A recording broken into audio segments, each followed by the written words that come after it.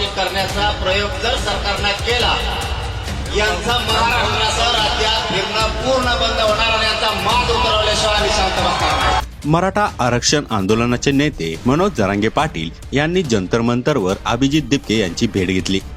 विद्यार्थ्याची विचारपूस केली।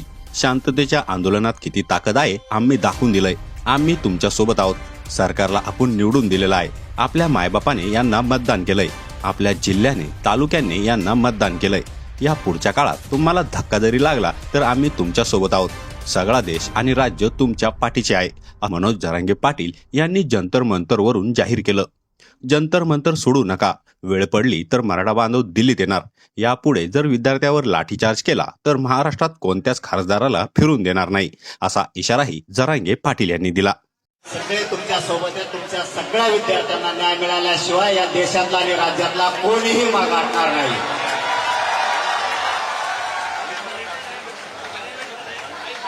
सर कह रहे कि इस आंदोलन को आगे बढ़ाने के लिए सर पूरा सपोर्ट करेंगे। जहां जहां जरूरत पड़ेगी सर वहां खुद आगे आएंगे। आपल्या देशातल्या विद्यार्थ्यांना न्याय मिळावा म्हणून हे सरकार म्हणजे जे भाजपचं सरकार प्रत्येक वेळेस गोरगरीब लोकांच्या लेकरावरतीच जाणून बुजून अन्याय करत आहे। जर या पुढच्या काळात कधी सरकारकडून जर आता हल्ला विद्यार्थ्यांवरती करण्याचा प्रयोग जर सरकारनं केला, यांचा महाराष्ट्रासह राज्यात फिरणं पूर्ण बंद होणार आणि यांचा माज उतरवल्याशिवाय आम्ही शांत बसणार नाही। सर ने जो कहा है वो ये है कि ये जो सरकार है, बीजेपी की जो सरकार है, वो बस गरीबों के बच्चों के ऊपर हमला करती है और इसके बाद अगर स्टूडेंट्स पर हाथ उठाया तो जितने भी बीजेपी के लीडर्स हैं उनको महाराष्ट्र में घूमने नहीं देंगे मनोज जरांगे सर। ऐसा सर अरे सगळं मीच सांगायला, मी मराठीत बोलायला होते, हिंदी सांगायला मला हिंदी येत नाही तेव्हाच प्रॉब्लेम। मग हिंदी जर बोललो ना तुमचं आहे ते ध्यानात हिंदी जायची तुमच्या नको व्हायला मात्र नाही। मी फक्त शेवटचा वाक्यात सांगतो, असंच आंतरवाडीला सुद्धा गोरगरिबांच्या लेकरासाठी आंदोलन होतं। त्या ठिकाणी सुद्धा माय मावल्यांना, मुलींना, वृद्ध माणसांवरती सुद्धा प्राणघातक हल्ला केला होता। या सरकारनं आमच्यावरतीही गोळ्या घातल्या होत्या। फक्त माझी सगळ्या विद्यार्थ्यांना एक विनंती राहील, तुम्ही ही जागा सोडू नका। आम्ही सगळा देश तुमच्या मागे आहे। तुम्ही तिकडे गेलात नाही, आंदोलन मोडून टाकते।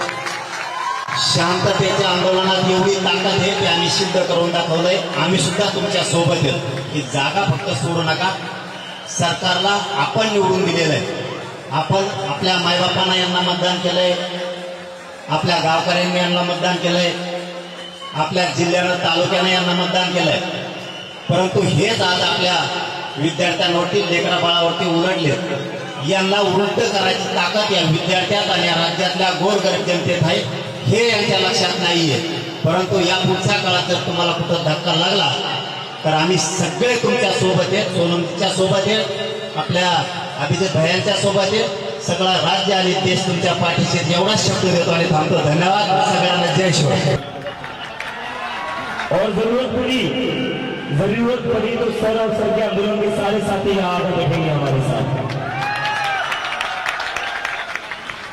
और यहाँ पर कुछ लोगों को अगर पता नहीं होगा तो एक बार गूगल कर लेना, मराठा आंदोलन कितना बड़ा आंदोलन था वो दिखाना। महाराष्ट्र पूरा बंद हो रहा था, तो बहुत ही बड़ी ताकत का सपोर्ट मिला आज हमें सर। उसके लिए आपका बहुत बहुत धन्यवाद। या व्हिडिओवर तुमची प्रतिक्रिया कमेंट बॉक्समध्ये नक्की लिहा।